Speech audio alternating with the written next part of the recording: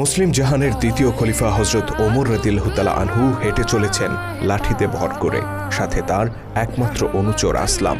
বয়সের ভারে নুজু হয়ে পড়েছেন এককালের সুঠাম শক্তিশালী ওমর। কে বলবে যৌবনে এই মানুষটি নিয়মিত কুস্তি লড়াই করতেন আর বাঘা বাঘা সব পালোয়ানকে নিমিষে হারিয়ে দিতেন। যুদ্ধের ময়দানে ত্রাস সৃষ্টি করে বেড়াতেন যে ওমর, তিনি আজ ঠিকমতো চলাফেরাও করতে পারেন না। তথাপি অতি বৃদ্ধ বয়সে লাঠিতে ভর করে মাঝে মধ্যেই তিনি বেরিয়ে পড়তেন নিজের চোখে মানুষের হাল হাকিকত দেখার জন্য, কখনো দিনের আলোতে, কখনো বা রাতের অন্ধকারে। তেমনই একদিনের ঘটনা। হাঁটতে হাঁটতে মদিনা শহর থেকে বেশ দূরে একটি গ্রামে পৌঁছে যান ওমর রাদিয়াল্লাহু তাআলা আনহু। সেখানে একটি বাড়িতে উনুনের পাশে একজন নারীকে দেখতে পান তিনি। চুলায় পাতিল চড়িয়ে কি যেন সেদ্ধ করছেন। এদিকে তার পাশেই কয়েকটি শিশুকে কান্না করতে শোনা যায়।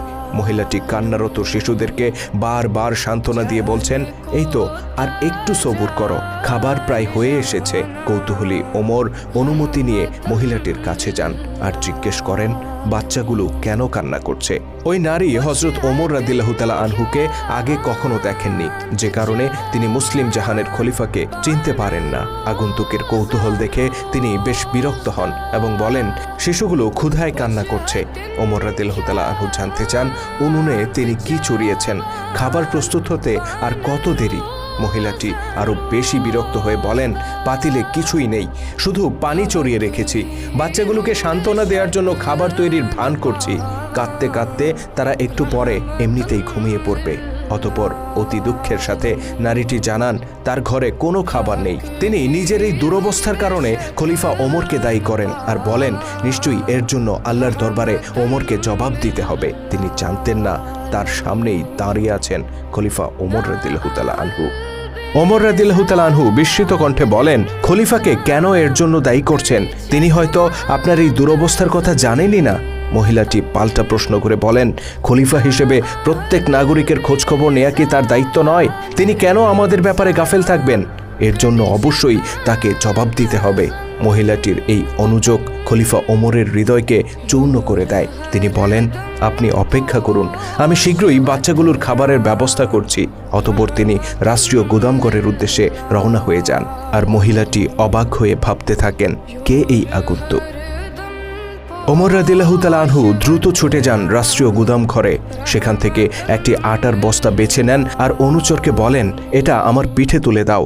অনুচর আসলাম বললেন, আমিরুল মুমিনিন, আপনি তো হাঁটতেই পারেন না ঠিক মতো, আপনি কি করে এই বোঝা এত দূর নিয়ে যাবেন?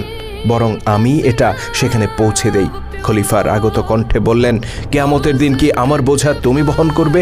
দেখলে না ওই নারী তার দুরবস্থার জন্য আমাকে দায়ী করেছেন? আমার বোঝা আমাকেই বইতে দাও।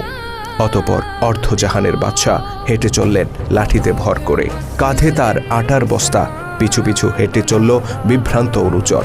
এভাবে দীর্ঘ পথ হেঁটে প্রকৃতিতে যখন অন্ধকার নেমে এলো, তখন তারা পৌঁছলেন সেই বাড়িতে। তিনি নিজ হাতে আটা বের করলেন আর উনুনে জাল দিয়ে খাবার প্রস্তুত করে দিলেন।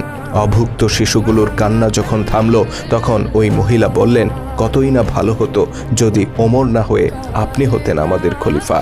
অনুতপ্ত ওমর রাদিয়াল্লাহু তাআলা আনহু বললেন, খলিফার সাথে আমার পরিচয় আছে, আগামীকাল আপনি তার কাছে আসুন। ইনশাল্লাহ আমি নিজে উপস্থিত থেকে আপনার পরিবারের জন্য খাবারের ব্যবস্থা করে দেব। অতঃপর ওই নারীর কাছ থেকে বিদায় নিলেন মুসলিম জাহানের খলিফা। ততক্ষণে তার হৃদয়ের ভার কিছুটা কমেছে। শুধু দর্শক, আমরা জানি না ইসলামের মহান খলিফারা ছাড়া পৃথিবীর ইতিহাসে আর কোনো শাসক ছিলেন কিনা যারা এতটা প্রজাবৎসল ছিলেন। আমরা জানি না পৃথিবীতে ইসলাম ব্যতীত আর কোনো আদর্শ আছে কিনা যা অর্ধ পৃথিবীর বাদশার পিঠে আটার বস্তা তুলে দিয়েছিল। তবে আমরা এটুকু নিশ্চিত করে বলতে পারি, ইসলামের প্রকৃত আদর্শ আর সঠিক নেতৃত্ব যতদিন ছিল, ততদিন মুসলিম বিশ্বে প্রতিষ্ঠিত ছিল সাম্য আর মানবতা।